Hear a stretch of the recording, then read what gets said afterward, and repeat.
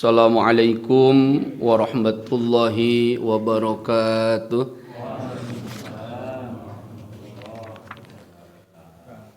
Alhamdulillahi rabbil alamin. Wabihi nasta'inu ala umuri dunia waddin. Wa sallallahu wa sallam ala sayyidina Muhammadin khatamin nabiyyin wa ala alihi wa sahbihi ajma'in wa la hawla wa la quwwata illa billahil aliyyil azim.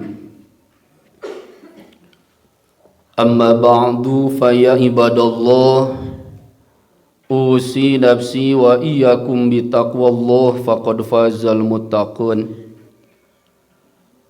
Allahumma anta rabbi la ilaha illa anta khalaqtani wa ana abduka wa ana ala ahdika wa wa'dika mastata'tu a'udzu bika min syarri ma sana'tu abu'u laka bi ni'matika alayya wa abu'u laka bi dzambi faghfirli fa innahu la yaghfiru dzunuba illa anta. Kalamun qadimun la yumallu sima'uhu tanazzaha an qawli wa fi'li wa niyatin bihi nashtafi min kulli da'in wa nuruhu dalilun liqulubina hina jahlina wa hayratina. Faya Rabbana matti'na bisirri hurufihi wa nawwir bihi qulubana wa sam'ana wa maqlatana. Hadirin wal hadirat yang dimuliakan Allah, puji dan syukur kita panjatkan kehadirat Allah subhanahu wa ta'ala. Salawat dan salam senantiasa dilimpahkan kepada junjungan kita baginda Nabi Muhammad sallallahu alaihi wasallam, kepada keluarganya, sahabat dan seluruh pengikutnya hingga hari kiamat. Bapak dan Ibu yang dirahmati Allah, kita akan sama-sama lanjutkan kajian tafsir Al-Quran, yang mana pada pagi hari ini kita akan sama-sama menelaah dan juga mengkaji firman Allah subhanahu wa ta'ala yang terdapat dalam surah yang ke-92, yaitu surah Al-Lail. Tentunya apabila yang disampaikan ada kesalahan, mohon kepada Bapak dan Ibu hadirin untuk mengingatkan kepada saya seandainya nanti ada tafsir ataupun penjelasan yang salah. A'udzubillahi minasyaitonirrajim. Bismillahirrahmanirrahim. Surah Al-Lail ini suratul makiyah, artinya surah yang diturunkan di kota Makkah. Nuzilat ba'da suratil A'la. Surah Al-Lail ini Allah turunkan setelah Allah menurunkan surah Al-A'la. Sabbihisma rabbikal a'la. Setelah surah Al-A'la diturunkan, maka diturunkan surah Al-Lail. Tentunya ini nanti ada hubungan, ada keterikatan antara surah Al-A'la dan surah Al-Lail ini. Wa ayatuha ihda wa ishruna ayatan wa kalimatuha ihda wa sab'una kalimatan wa hurufuha salasumi'ati wa ishruna harfan. Surah Al-Lail ini ihda wa ishruna ayatan, ada 21 ayat. Ini sesuai yang sama-sama kita lihat dan baca dalam mushaf Al-Quran. Surah Al-Lail dari mulai Wal-laili idza yaghsha sampai akhir itu ada 21 ayat. Wa kalimatu ihda wa sab'una kalimatan, ada 73 kalimat. Wal-laili idza yaghsha wan nahari idza tajalla. Kalau kita hitung per kalimah dari kalimat pertama sampai akhir, disampaikan oleh para mufassir ini ada ihda wa sab'una kalimatan, ada 71 kalimat. Bisa dicek dan dibaca, dibuktikan. Insyaallah ini sesuai. Wa hurufuha salasumi'ati wa ishruna harfan. Huruf yang terdapat dalam surah Al-Lail ini ada salasumi'ati wa ishruna, salasumi'atin 300 wa ishruna harfan dan 20 haraf. Artinya ada 320 haraf. Wa al-laili, wau, alif, lam, iya, lam itu kalau kita hitung semuanya, mencoba membuktikan keagungan wabil khusus surah Al-Lail ini, di sana akan kita sama-sama jumpai dengan hitungan 320 haraf. Wa min fadhaili, hadai antara sebagian keutamaan surah Al-Lail ini, ma akhrajaul Baihaqi, disampaikan dalam hadis yang diriwayatkan oleh Imam Al-Baihaqi an Jabir bin Samurah, diterima hadis daripada Jabir bin Samurah qala, Jabir ini berkata, kanan Nabi sallallahu alaihi wasallam yaqra'u fi dzuhri wal lail, mohon maaf, yaqra'u fi dzuhri wal asri wal laili idza yaghsha. Bahwasanya surah Al-Lail ini adalah surah yang sering dibaca oleh baginda Rasul ketika beliau melaksanakan yaqra'u fi dzuhri wal asri, dalam pelaksanaan sholat zuhur dan asar. Itu diantara sebagian hadis yang diriwayatkan oleh Imam Al-Baihaqi berkaitan dengan fadhail, dengan keutamaan surah Al-Lail. Kenapa surah ini dinamakan surah Al-Lail? Wa sumiyat suratul lail li bidayatiha bilafdil lail. Surah ini dinamakan ataupun disebut dengan surah Al-Lail karena awal kalimat yang kita baca dalam surah ini dimulai dengan kalimat wal-laili idza yaghsha, maka surah ini pun dinamakan dengan surah Al-Lail. Itu sekilas berkaitan tentang surah Al-Lail. Lalu bahasan selanjutnya berkaitan dengan asbabun nuzul. Bapak dan Ibu yang dirahmati Allah, di antara keistimewaan yang menyatakan dan membuktikan keagungan Al-Quran apabila dibandingkan dengan kitab samawi yang lain, bahwasanya dalam Al-Quran itu selalu ada asbabun nuzul, ada sebab turunnya ayat. Sehingga dengan mengetahui, mengkaji kita tentang asbabun nuzul, akan lebih mendekatkan dan memahami kandungan secara umum berkaitan dengan surah Al-Lail ini. Surah Al-Lail ini sababun nuzuli hadhihi surah min awwaliha ila akhiriha ma akhrajahu Ibnu Abi Hatim. Disampaikan dalam hadis Ibnu Abi Hatim wa ghairihi amin tariqil Hakam bin Iban, dari perjalanan hadis riwayat Imam Hakam bin Iban an Ikrimah bin Abbas, diterima dari Ikrimah putranya Ibnu Abbas. Jadi berbicara asbabun nuzul, sebab turun ayat ini selalu berkaitan dengan hadis, tidak asal-asalan tentunya. anna rajulan kanat lahu nakhlatun, disampaikan oleh Ikrimah putranya Ibnu Abbas,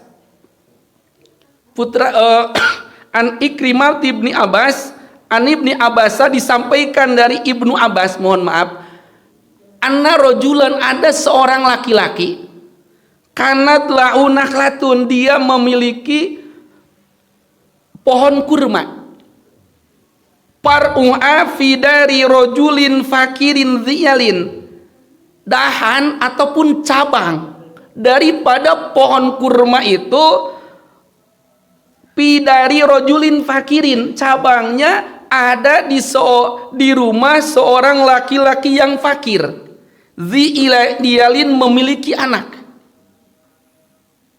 laki-laki fakir memiliki banyak anak.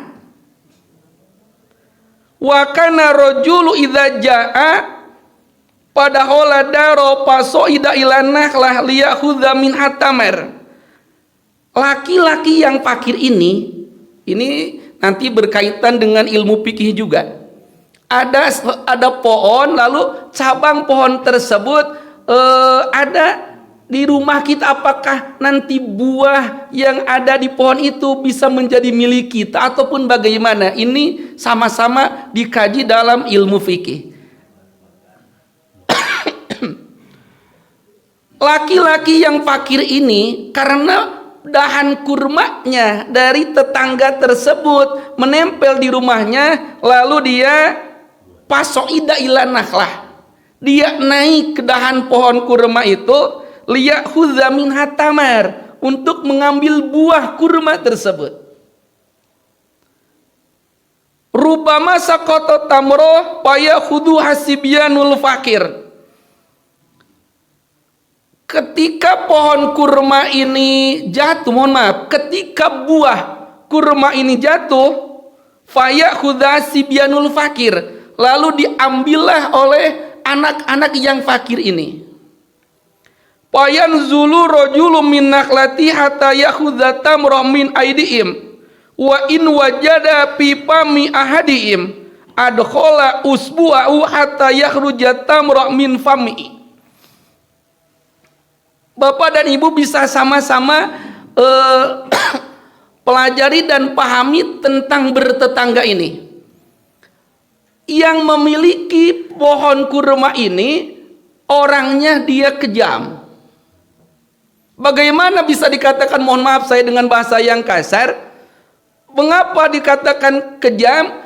Yang diambil dari buahnya bukan hanya buah kurma yang tumbuh yang tidak menempel di rumah tetangganya, bahkan buah kurma yang nempel di tetangganya dia ambil.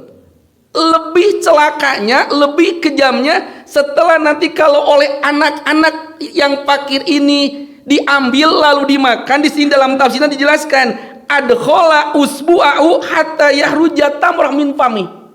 Laki-laki yang kejam ini ketika melihat buah kurma yang dimakan oleh anak tetangga yang fakir, dia keluarkan buah kurma tersebut dari mulut anak yang fakir tersebut. Insya Allah kalau di kita mungkin tidak ada tetangga yang ekstrim seperti ini. Ini buah kurma yang sudah dimakan oleh anak-anak yang fakir tersebut, dalam tafsirnya bisa sama-sama dilihat, adkhalahu usbah, dia masukkan usbuah, ini telunjuknya, ke dalam mulut anak fakir tersebut, liyakhruja tamrah, supaya buah kurma yang sudah dimakan dikeluarkan kembali. Fasyaka dzalika rajul ilan nabi, lalu tetangganya yang fakir ini yang memiliki banyak putra ini syakka ilan nabi, dia lapor kepada baginda Rasul Muhammad sallallahu alaihi wasallam, fa akhbarahu bima yalqa min sub, dia ceritakan, dia adukan yang terjadi kepada dia dan putranya berkaitan dengan tetangganya tersebut. Faqala lahun nabi idhab walakian nabi sahiban na'lah. Jawab baginda Rasul, engkau pergi saja. nanti saya akan temui langsung pemilik pohon kurma tersebut. Walakian Nabi sallallahu alaihi wasallam sahiban nahlah, lalu ditemuilah lelaki yang memiliki pohon kurma tersebut. Baginda Nabi menyampaikan, atini nakhlaka allati far'uha fi dari fulan walaka bi nakhlatun fil jannah. Berikanlah pohon kurma itu kepadaku, pohon kurma yang dahannya menempel di tetanggamu itu, dan aku akan berikan kepadamu walaka bi nakhlatun fil jannah, engkau akan mendapatkan pohon kurma di surga. Kalau ini disampaikan kepada kita, baginda Rasul akan memberikan pohon kurma, tentu tidak ada pemikiran lebih, tidak berpikir kembali, akan diberikan. Tapi lelaki ini berbeda. Oleh baginda Rasul sudah diberikan kabar gembira akan diberikan pohon di surga, pohon kurma di surga, tapi yang disampaikan faqala lahu rajul yu'zibuni samru'a wa innali lanakhlan katsiran wa ma fi'a nakhlatun a'jaba ila samaratin mit'a. Aku tidak akan memberikan pohon kurma ini kepadamu karena pohon kurma ini senantiasa memiliki buah yang banyak mengalahkan pohon kurma yang lainnya.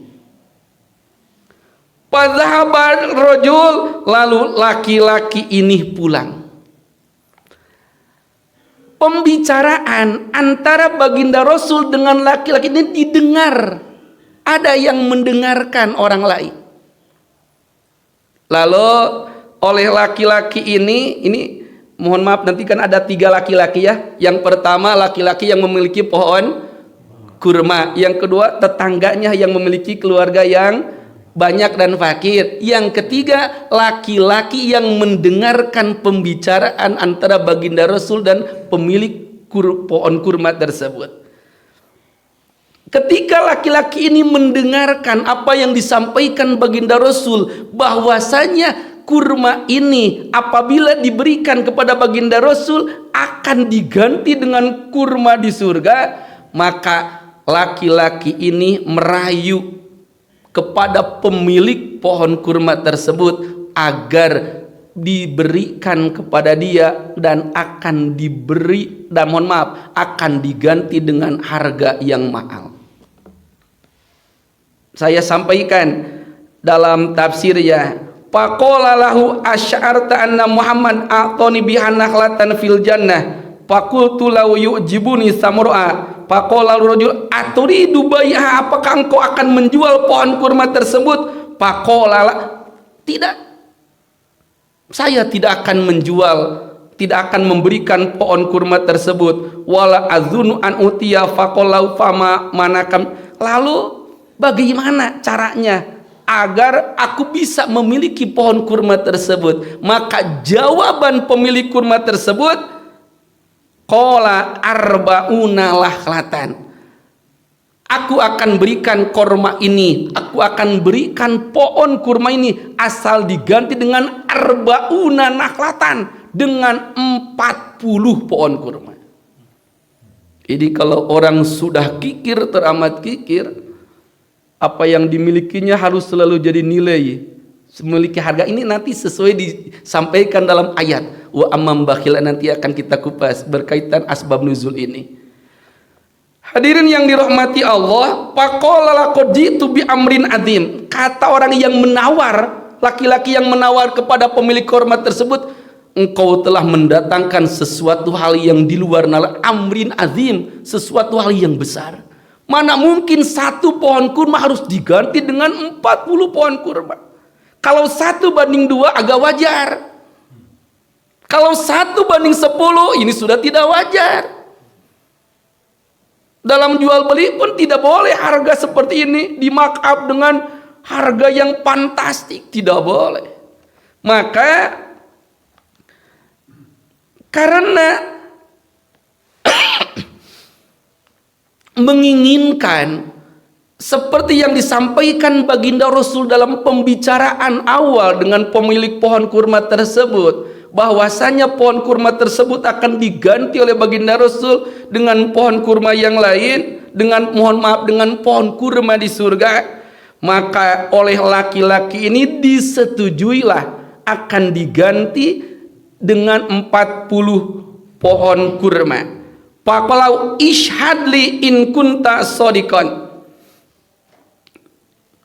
Pamarona sufadahum, lalu dia panggil manusia orang lain agar menjadi saksi daripada penukaran satu pohon kurma yang diganti dengan 40 pohon kurma.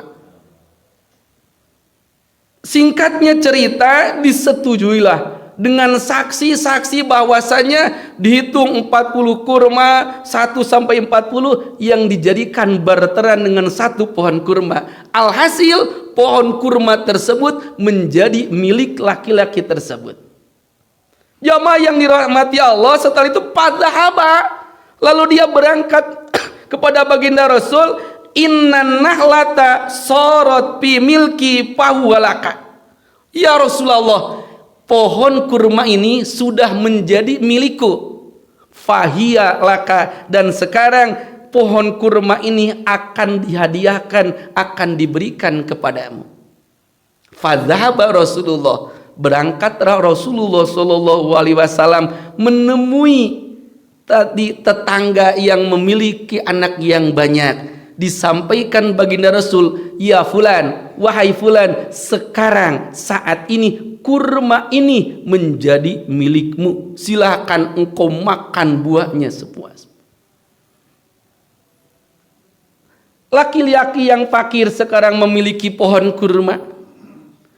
Orang yang membeli, yang menukar kurma tersebut dengan 40 pohon kurma miliknya, sudah dijanjikan pohon kurma di surga. Lalu berkaitan dengan pemilik kurma ini, insya Allah akan sama-sama kita pahami dalam surah Al-Lail ini. Bagaimana berkaitan dengan laki-laki tersebut. Jamaatul kiram yang dirahmati Allah, itu asbab nuzul yang pertama. Berkaitan dengan sebab turun ayat surah Al. Lalu asbab nuzul yang kedua, karena ada dua, tidak sekaligus. Dari ayat 1 sampai 21 ini bukan satu permasalahan, tapi ada dua permasalahan. Dan untuk asbab nuzul ini insya Allah nanti di ujung, di akhir, kalau insya Allah waktunya mencukupi, akan kita sama-sama pahami bagaimana sebab turun ayat surah Al-Lail yang kedua kalinya. Bismillahirrahmanirrahim. Wal laili iza yaghsha wan nahari iza tajalla wa ma khalaqaz zakara wal unsa inna sa'yakum lasyatta. Bisa sama-sama dilihat dalam handphone ataupun yang membawa Al-Quran berkaitan dengan terjemah surah Al-Lail ini. Kalau ada kesalahan mohon untuk diingatkan. Wal-laili iza yaghsha, demi malam apabila menutupi cahaya siang. Wan nahari iza tajalla, demi siang apabila terang benderang. Wa ma khalaqaz zakara wal unsa, demi penciptaan laki-laki dan perempuan. Inna sa'yakum lasyatta, sungguh usahamu memang beraneka macam. Nanti kalau ada kalimat yang berbeda mohon untuk sama-sama diingatkan. Wal-laili iza yaghsha, demi malam apabila menutupi cahaya.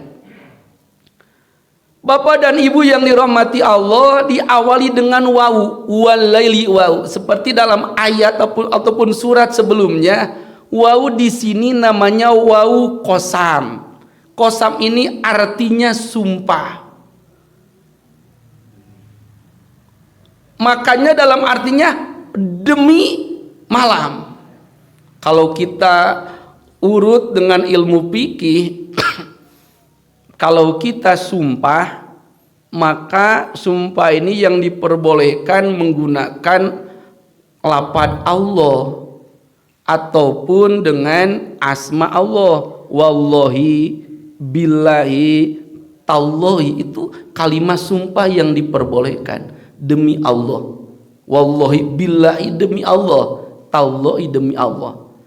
Tentu ini tidak bisa kita samakan dengan sumpah seperti kita sumpah. Ini yang sumpahnya zat Allah. Yang jadi permasalahan, untuk apa dan kenapa Allah sumpah dengan waktu malam? Kenapa Allah sumpah dengan waktu siang? Kenapa Allah sumpah dengan penciptaan laki-laki dan perempuan? Maka nanti yang sama-sama kita pahami, ketika ada sumpah pasti ada sesuatu hal yang besar. Karena tidak mungkin tidak ada sumpah kalau hanya sesuatu hal yang kecil. Dan tentunya sesuatu hal yang besar ini akan sangat berkaitan dengan kehidupan kita sehari-hari. Wal-laili idza yaghsha wan-nahari idza tajalla wa ma khalaqaz zakara wal unsa. Berkaitan hubungan dengan 3 ayat ini disampaikan dalam tafsirnya, wa hasilu ma fil maqam. Kesimpulan dengan sumpah 3 hal ini mengingatkan anna sa'yal basyari muhtalifun, dan juga berkaitan sumpah dengan kehidupan manusia yang berbeda-beda. Ini hikmahnya kenapa Allah sumpah billail alladzi ya'wa fi kullu hayawanin ila mustaqarrih. Yang dimaksud dengan al-lail di sini adalah tempat di mana pada waktu tersebut setiap hayawan akan kembali ke tempatnya.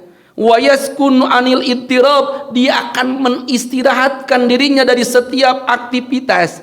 Idh yaghsha'un naum alladzi fi rohatun, karena dengan waktu malam dia tidur, karena dia dengan tidur tersebut rohatun li badani wa jismihi, akan menistirahatkan badan dan jisimnya.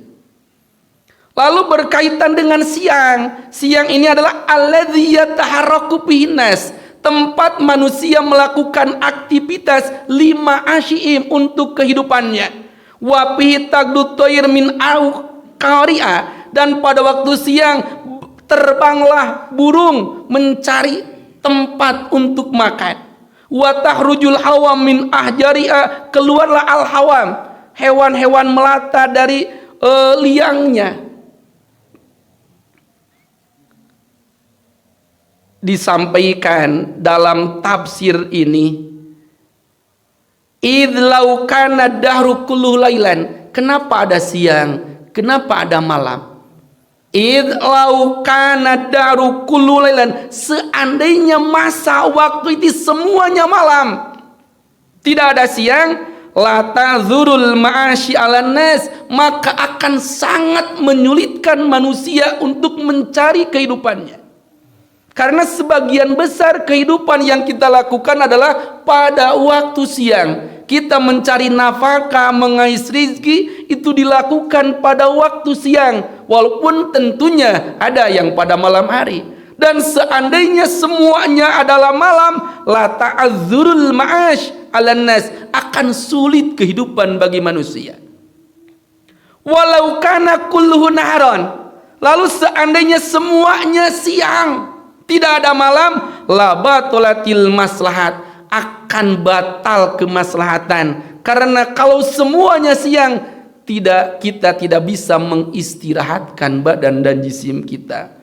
Oleh karena ini, pakana fita akubi'a, dengan pergantian siang dan malam ini, baligh ayatun baligatun yustadallu bi'a ala ilmi sani wa hikmi. Ini sebagai pertanda tentang kemahabesaran Allah. Begitu hikmah terbesar Allah menciptakan waktu ada siang dan juga malam. Ini sesuai yang Allah firmankan dalam Al-Quran surah Al-Furqan ayat 63. Bismillahirrahmanirrahim. Wa huwallazi ja'alal laila wan nahara khilfatan liman arada ayyadzakara au arada syukura. Dialah zat Allah yang telah menjadikan siang dan malam selalu berganti. Ada siang lalu juga ada malam. Liman arada ayyadzakara, untuk selalu mengingat kepada Allah. Wa au aroda syukuro, dan juga untuk orang-orang yang senantiasa bersyukur kepada Allah Subhanahu wa taala. Ini harus jadi jalan syukur. Bagaimana kalau siangnya menjadi 20 jam? Kita akan puasa 20 jam, tidak 12 jam. Ada siang, ada malam. Ini Allah mengingatkan kepada kita. Bersyukur ada siang dan malam, sehingga kehidupan kita menjadi baik-baik saja. Ada waktu beraktivitas mengais rezeki, dan juga ada waktu untuk istirahat.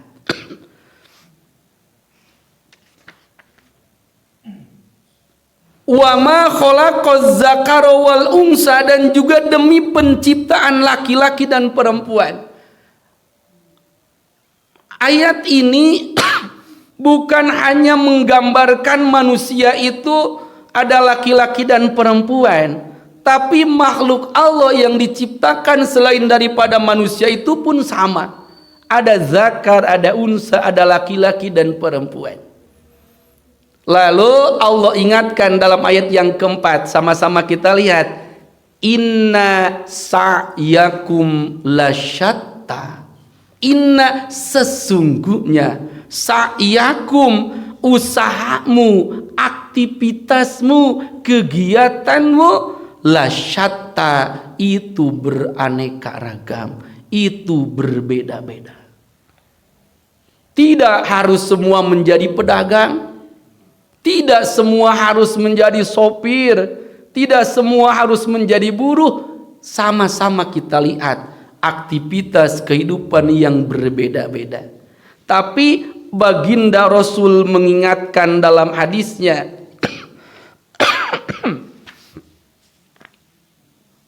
An-nasu ghadiyani pamubta'un nafsa'u pamutiku'a au ba'i'un nafsa'u pamubiku'a. Ini bentuk aktivitas manusia yang berbeda-beda. Ini akan disampaikan dalam ayat selanjutnya. Tapi dalam hadis baginda Rasul mengingatkan, An-nasu ghadiyani, manusia ini akan beraktivitas, manusia ini akan melakukan kehidupan yang berbeda-beda. Tapi yang baginda Rasul ingatkan, pamubta'un nafsa'u pamutiku'a, ada orang yang menjual dirinya lalu memerdekakannya. Au bai'un nafsa'u pamubiku'a, ada orang yang menjual dirinya lalu mencelakakan dirinya. Ada orang yang melakukan aktivitas baik, dan dari aktivitas kegiatan baik tersebut akan mendapatkan kebaikan.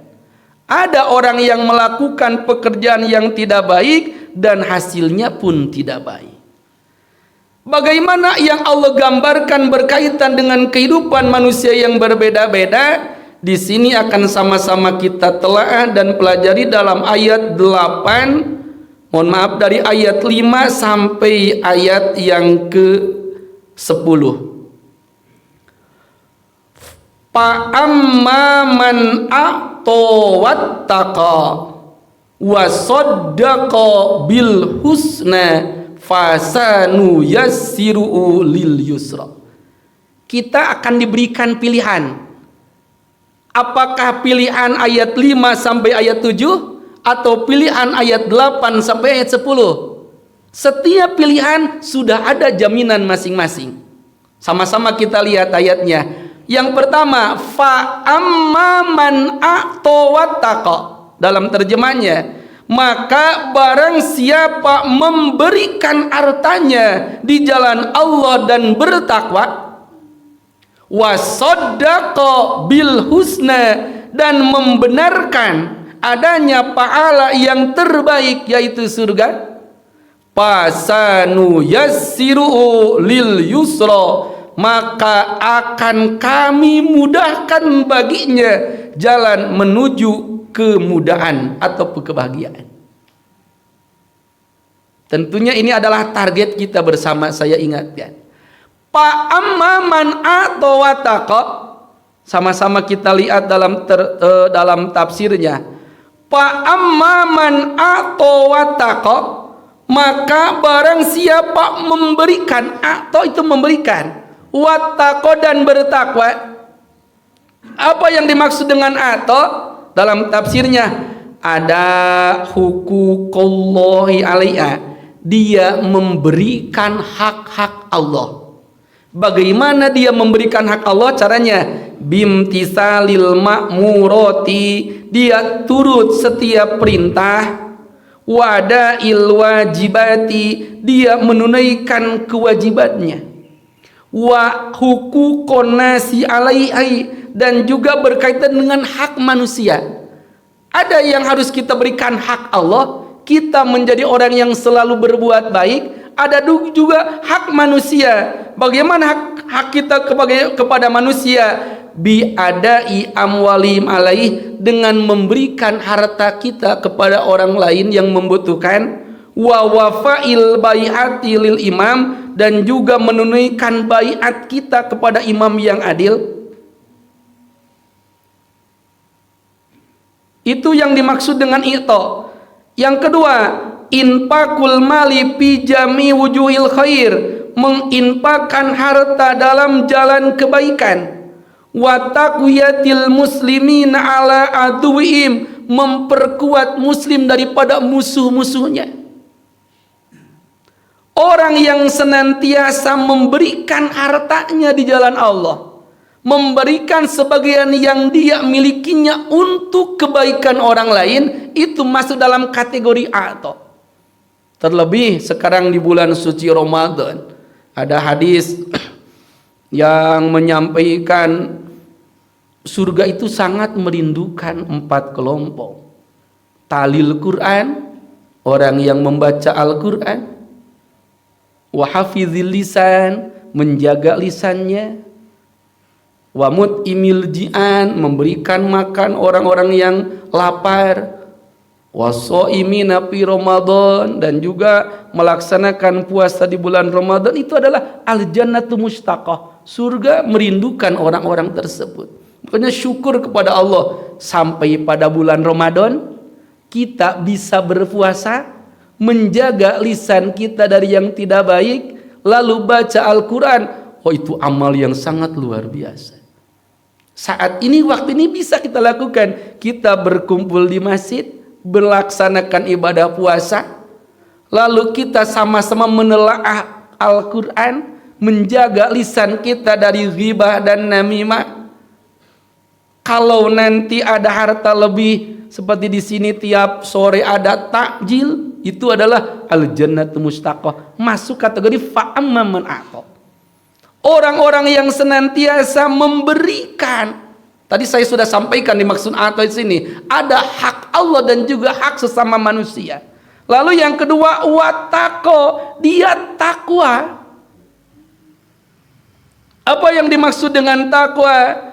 Takwa itu adalah ibaratun anintisali awamirillahi wajtinabi nawa'i idzahiran wa batinan mastish'ari ta'zim lillah wal haibati wal khasyati warabati minallah. Takwa ini sebuah ibarat, sebuah ungkapan daripada sikap seseorang yang senantiasa dia mampu melaksanakan perintah Allah dan menjauhkan dirinya dari yang disertai dengan haibah khasyah. Haibah khasyah itu kalau kita bertakwa harus ada khauf dan roja, karena khauf dan roja akan menjadi ruh daripada takwa tersebut.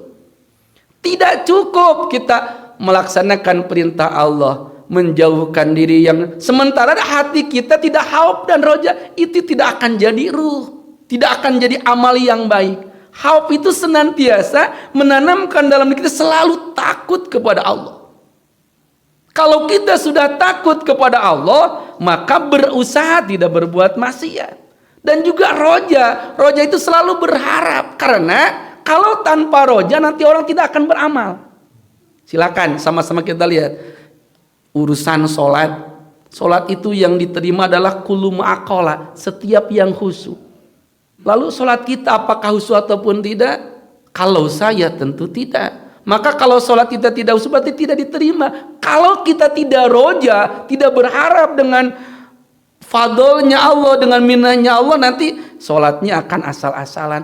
Puasa ini kan perjuangan yang dahsyat. Dari pagi sampai menjelang adzan maghrib harus menahan lapar dan dahaga. Kalau tidak disertai dengan khauf dan roja, akan sia-sia puasa kita.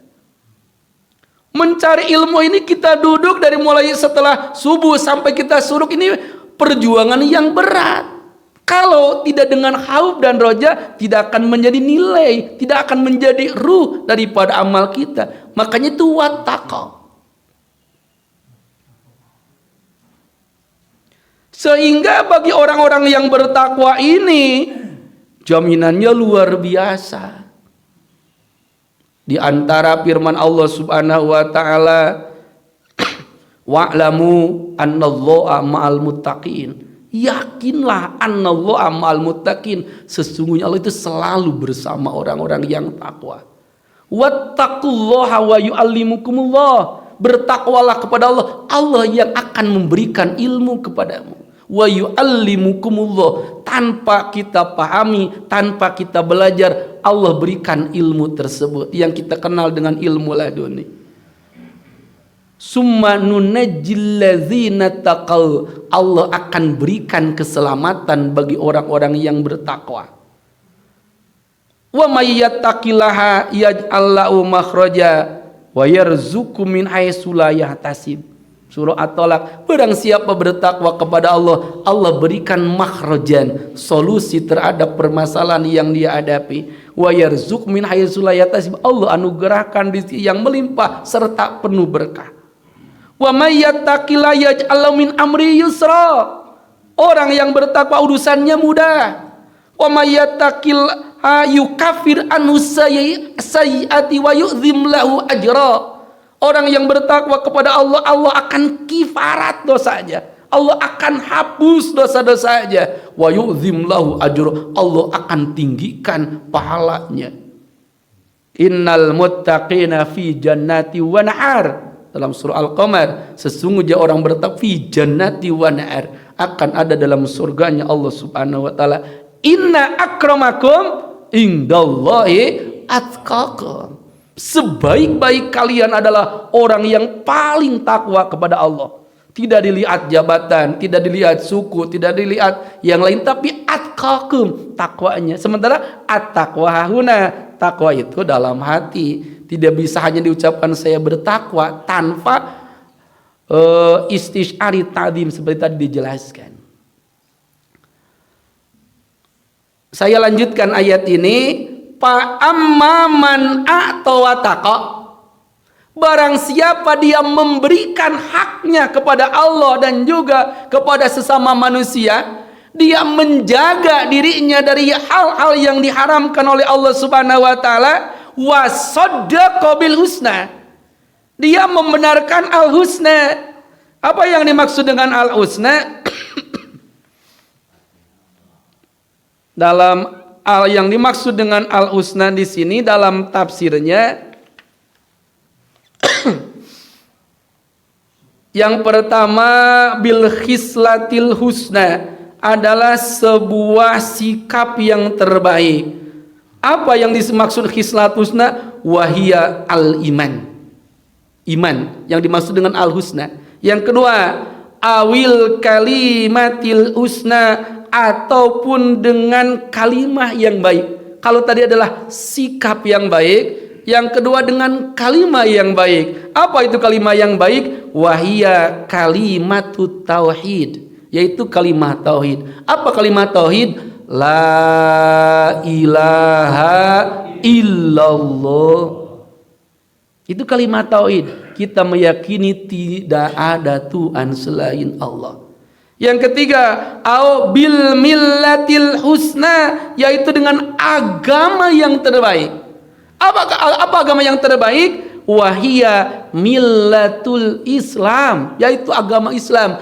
Inna dina indallahil Islam. Lalu yang keempat yang dimaksud dengan al-husna, au bil masubatil husna, au bil masubatil husna, yaitu tempat kembali yang terbaik. Apa yang dimaksud dengan tempat kembali yang baik? Wahia al jannah, yaitu surga. Jadi ini yang dimaksud dengan wasaddaqa bil husna, ada iman yang selalu ada dalam hati kita. Iman yang selalu membersamai kehidupan kita. Karena kalau tanpa iman, iman itu kan adalah sebuah pondasi. Kalau sudah tidak ada pondasi, sholat ataupun amal yang lainnya akan sia-sia. Ada ucapan yang baik, senantiasa kita mengikrarkan la ilaha illallah. Makanya baginda Rasul menyampaikan, man kana akhiru kalami fid dunya la ilaha illallah dakhalal jannah. Barang siapa yang kalimat terakhir yang dia ucapkan di dunia la ilaha illallah, kalimah tauhid, kalimah la ilaha illallah, dakhalal jannah, akan masuk surga. Lalu termasuk dengan al-husna itu adalah senantiasa kita wabil islami dina, agama Islam, kita menjadikan Islam itu sebagai agama. Oleh karena itu, menjadikan Islam sebagai agama, tentunya segala kehidupan kita harus sesuai dengan ajaran Islam. Baik ibadahnya, muamalahnya, munakahahnya, jinayahnya harus sesuai dengan ketentuan Islam. Wabil masubatil husna, dan juga target tujuan kembali kita adalah surga. Kita urut ayat ini kembali. Orang yang senantiasa dia memberikan haknya, bertakwa kepada Allah, dia membenarkan tentang al-husna, maka jaminan yang Allah berikan, pasanu yassiru lil yusra. Apa itu pasanu yassiru lil yusra? Maka akan kami mudahkan baginya jalan menuju kemudahan ataupun jalan menuju kebahagiaan. Itu kelompok yang pertama. Kelompok yang kedua, wa amma man bakhila wastaghna wa kazzaba bil husna fasanuyassiruhu lil usra. Nauzubillah. Wa amma man bakhila wastagna, wa amma man bakhila, dan adapun orang-orang yang kikir.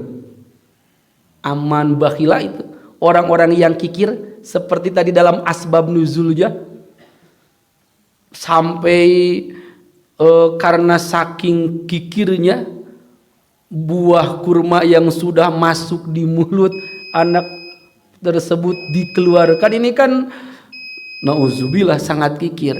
Wastagna, dia merasa dirinya cukup, merasa hebat, tidak butuh orang lain, tidak butuh nasihat orang lain, tidak butuh bimbingan orang lain. Itu istagna. Wa kadzdzaba bil husna, dan membohongkan, mendustakan al-husna, maka fasanu yassiru lil usra, maka akan kami mudahkan baginya jalan menuju kesukaran ataupun kesengsaraan.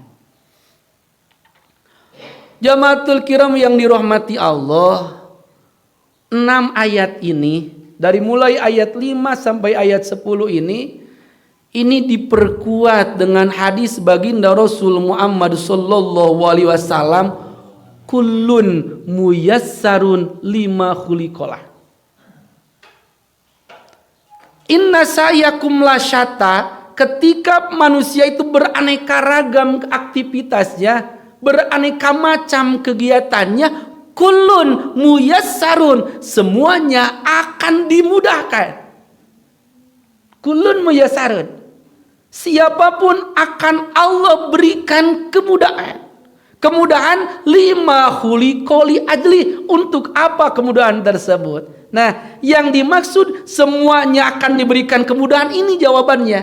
Kalau yang kita inginkan adalah mudah mendapatkan kebahagiaan, kalau yang kita inginkan adalah mudah mendapatkan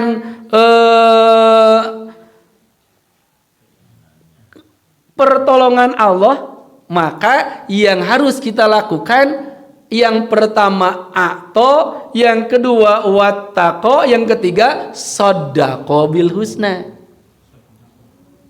Kalau Allah ingin mudahkan kita menjadi orang yang baik, orang yang mendapatkan kebahagiaan, yang pertama infakkan, tunaikan hak kita kepada Allah dengan ibadah yang sempurna, dengan menjalankan perintahnya.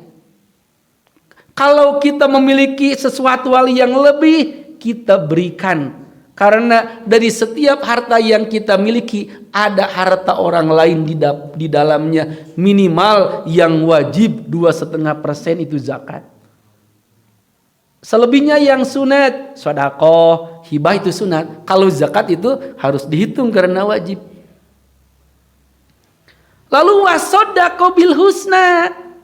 Shadaqah bil husna itu iman yang kuat, ucapan yang selalu benar, kalimah yang benar. Kita selalu istiqomah dengan agama Islam, tidak tergoda dengan hal-hal yang lain yang keluar daripada ajaran Islam. Maka kalau yang kita lakukan tiga hal tersebut, fasanu yasiru lil yusro, kebahagiaan. Ini janji Allah.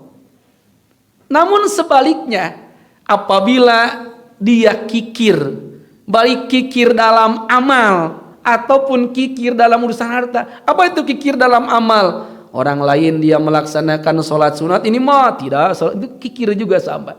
Orang lain banyak baca Al-Quran, dia mah tidak baca Al-Quran, itu kikir dalam amal. Ataupun dalam urusan harta, seperti oleh tadi digambarkan pemilik kurma tersebut. Lalu merasa dia tidak membutuhkan orang lain, merasa tidak membutuhkan nasihat orang lain, merasa hebat dengan segala yang dia miliki. Bahkan wa kadzdzaba bil husna, dia mendustakan al-husna. Maka jaminan yang sudah dipastikan Allah, fasanu yassiru lil usra, kesengsaraan yang akan dia dapati di dunia, apalagi nanti di akhirat kelak.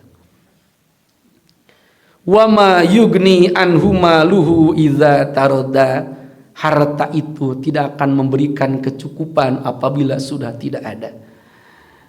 Inna alaina lal huda wa inna lana lal akhirata wal ula. Insyaallah selebihnya ayat ini sama-sama akan kita bahas dalam pertemuan selanjutnya.